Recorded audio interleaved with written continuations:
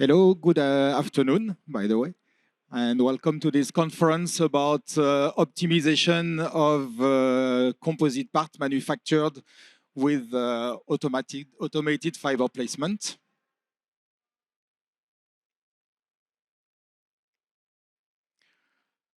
So at Dassault Systèmes, we believe in the power of what we call the virtual twin. So the virtual twin allows a complete virtualization of the physical world, including the simulation of complex systems. When you are working with digital continuity, you can get a 3D representation of your product. And with this 3D representation of your product, you can easily have information of the past or the current data related to your product. With the virtual twin, you can project yourself into possible futures. And you can project yourself by running what-if scenarios, which will allow you to measure the impact of decisions before these decisions are made. The 3D experience is the collaborative platform which allows to create this virtual twin. And this is the tool that we will today present to you and which will be the context of this optimization of the composite engineering. To allow the creation of the virtual twin, as I said, we have this collaborative platform. And as the environment is collaborative, one of the nice effects, I would say, is that instead of having a quite sequential work or workflow for your design, you will really have a collaborative environment and you will really have a collaborative workflow around your composite part. So let's look in more details how this will work in our composite engineering process. So when I have to design a composite part, whatever manufacturing process I will use afterward so far, I will always have at least one design department who will have its own job to be done. I will have a simulation department, which will be there to make my finite element simulation and make the analyze the structural behavior of my part. And of course, at the end, I will have my manufacturing department who will be in charge of preparing the manufacturing and, of course, manufacture the part. All these people are working in kind of siloed world. So in fact, each department has its own tools, can be the best-in-class tools, of course, but they have their own tools in their own department, and they are working in a quite sequential workflow. So everyone is doing the job, passing the information to the next one, passing the information to the next one, etc. And this disconnected way of working, at the end, is not the most efficient way to be productive and to get the best quality for the composite part. So what we are offering now is to install the 3D experience as the base for our working environment. And if we start working with the 3D experience, we have then in the same environment all the tools for all the departments. So inside the 3D experience, you will find everything you need to do design, specifically composite design in our situation, finite element simulations, manufacturing preparation, and production of the parts. Having all these tools for all these people on the same environment and working on the same data will allow to have iterations at every step of our composite design process. So from the very early beginning, from the conceptual phase up to the production phase, we will have the capability to iterate between design, simulation, and manufacturing. So this, of course, will drastically improve the efficiency of the working environment, will reduce the design cycle, and will improve the quality of the part that you will produce. So this was a general presentation of what 3D experience can offer for a composite process. And now I will let Thierry focus more on what CATFiber, the Coriolis software, can add to the composite process in the context of fiber placement manufacturing.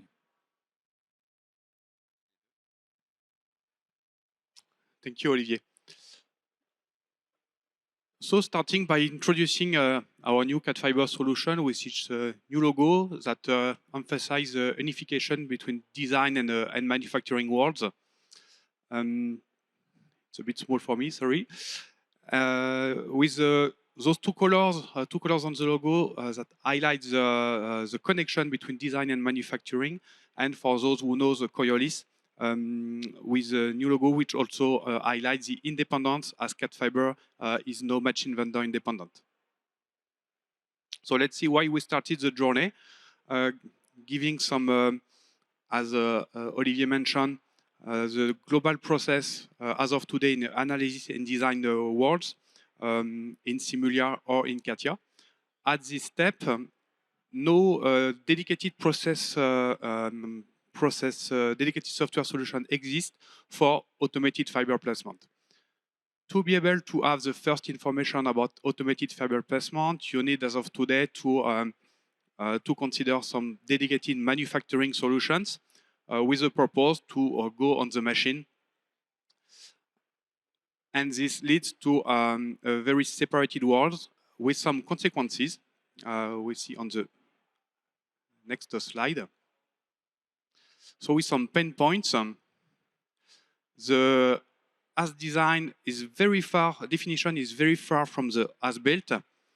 Iteration loops can be excessively long. Design rules and knockdown factors may over-constrain the manufacturing.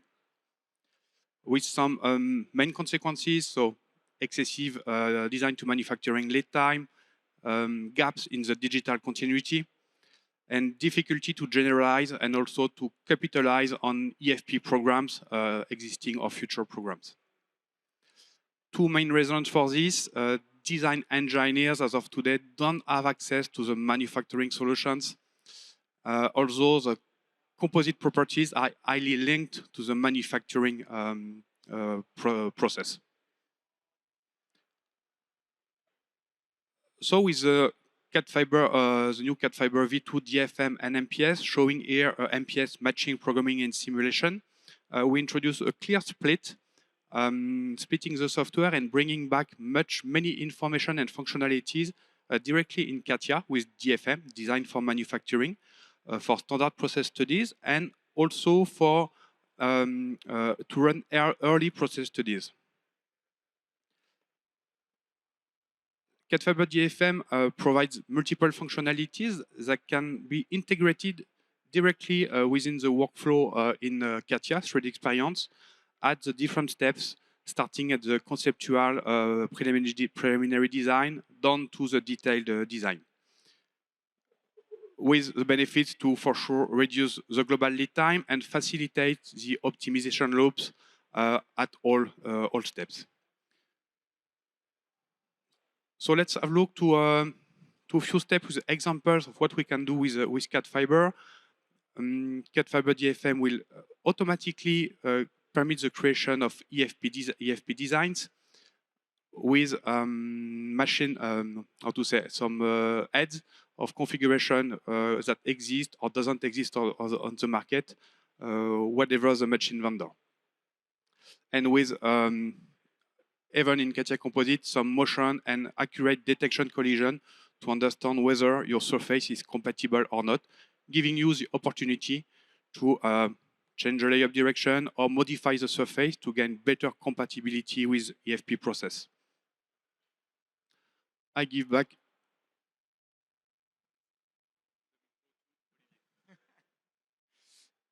Okay, so that was already a first view of how AFP can be handled in the 3D experience environment. And now let's go one step further by looking at the specific tools that we have in the 3D experience that we call parametric design study. So the parametric design study will allow you to explore designs, trying to fit some specific requirements. So the idea is to explore possible configurations, let's say, or variants, and trying to find the one which is fitting the best some requirements that you have to reach. So how this is done, the idea is to take a set of parameters that you will make vary, to take some criteria that you would like to track, and to try to run as many simulations as possible with all the values of the parameters that you have selected, and try to find the set of parameters or the set of values for the parameters which allow you to reach the requirement that you had. So you will start from a design, make your parameters vary until you find the right set of parameters to satisfy the requirements you had. So this is very general explanation, but we can look at a simple concrete case applied to a composite. And for example, we can see how we can apply this parametric design study to a simple optimization of a composite layup. So what I will do here, I will have my layup, and I have defined thicknesses, laminates locally on my part. And in fact, what I will do is that I will expose the parameters related to my laminate. So for example, the number of layers of a given orientation. And I will set these parameters as parameters that I will want to vary. So I can say that I will make, for example, vary the number of layers, orientation 0, 45, 90. This is open. And then I will define how my parameters should vary. So what is the minimum number of plies, what is the maximum number of layers, and what is the steps between the two variations of the parameter. Then I will select criteria that I would like to track. And here that can be parameters like Tsahil, Tsaihu criteria, for example. And for each parameter, each criteria, I will define if I want to minimize it, maximize it, or reach a given value. Once I have done that, combining all the different values for the parameters I have selected, I have a set of use cases or variants that I can possibly simulate. And once I have this set of variants, I will run the simulation for every single case. So while the simulation is running, I will have a real-time tracking or visualization of the result that I get. At the end of the simulation, I'm able to select some of the points, in my case, the optimum points, and I have tools in the 3D Experience platform to compare the various variants and identify the one which are really satisfying the criteria that I wanted to reach. And then I have all the tools to, let's say, post-process or explore the variant design and see what are the parameters, what are the criteria that I reach, etc. So this is, globally speaking, a tool we have in the 3D Experience platform to optimize design. So now we will come back to fiber placement, which was the topic for today. And Thierry will explain how we can combine this parametric design study of 3D Experience with CATFiber to optimize the fiber placement manufacturing.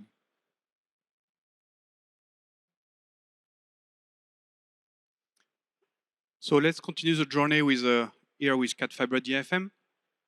We are still at preliminary design stage. We will use the inputs coming from the first optimization and typically the rosette transfer, the first theoretical fiber orientations. As a first step, analyzing it with CATFiber DFM, seeing the output result.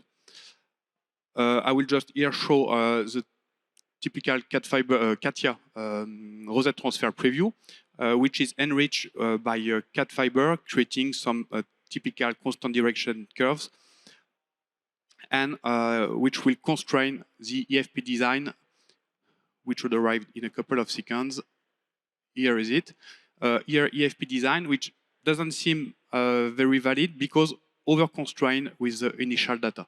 We see here some potential steering defects and a gap ratio analysis to show again the first initial result without any optimization, a default EFP design, steering analysis leading to potential defects during layup, and many gaps creating by the typical knockdown factor of maximum angular deviation.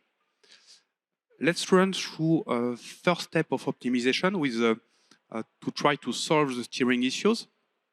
So we run optimization with CATFiber, CATIA, and also Simulia parametric design study. As a first step, we create a design improvement study in PDS and selecting some input parameters, which is a steering steering priority parameter coming from CATFiber.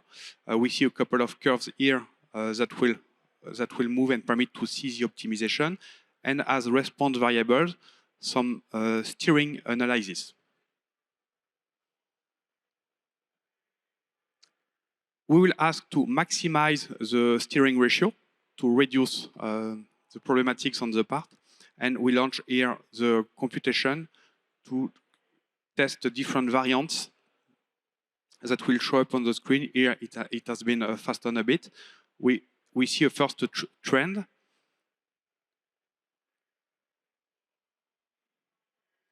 And we'll switch to the visualization of the results. Look on the right on the curves. They will slightly move to reduce locally the steering defect. And parametric design study will highlight the best solution that I will select here and create an alternative to move forward the next optimization step. Looking now at the new EFP design, which looks slightly better, with no more steering defects or within the limitation, and better gap ratio, but still that could be optimized. The EFP design with the first step of optimization, the steering ratio analysis, which is much better, but still some gap ratio we'll try to validate at the next step. There are detailed design, so considering the complete laminate, that will permit to run finite element modeling structural validation, but also including the knockdown factor of angular deviation and gap ratio. So run with CATFiber DFM and Simulia parametric design study, and also a stiffened structure. So same story, we create parametric design study. We have here the FEM mesh and a typical load case of static analysis. Creating the design variable, we are here with the knockdown factor of maximum angular deviation. And as responses, we will use a couple of responses from CATFiber, analysis of gap ratio, and also from Simulia stiffened structure, like the Tsar-Hill criteria, displacement, or von Mises stress. And we will ask to minimize both gap ratio or Tsar-Hill criteria. We now run the analysis to test different variants. It has been accelerated a little bit. We also see a clear trend, and here a visualization of the results with the Tsai-Hill criteria and the gap ratio with analysis of laminate thickness, with a very detailed look of every gap which is leading to over constraint with the AFP process. PDS will highlight also an optimum. I will select it to create my alternative and see my new result. So we are at the end of the journey with an optimized design, with still a good compatibility with the steering behavior and a reduced gap ratio, and the optimum in terms of mechanical properties. So the output design, the analysis of steering, which is really related to EFP, and the gap ratio, which also help us to optimize the mechanical properties. We are at the end of the journey here. One slide to make a global overview and a takeaway about CATFiber DFM. So CATFiber DFM is ready as of today to be used for a program at early design stage and so on. Just to inform that we have, for customers who already use this software, we have a very positive feedback in terms of performances and ergonomics. And just to remind also that DFM is machine vendor independent. And for sure, to continue with the CATFiber solution, we propose CATFiber MPS that will be ready for production today for Coriolis machines, but very soon also machine vendor independent. Thank you very much. You can visit us at booth at Hall 6 D41, and feel free to ask some questions and meet us after the meeting. We'll be happy to respond to your questions. Thank you.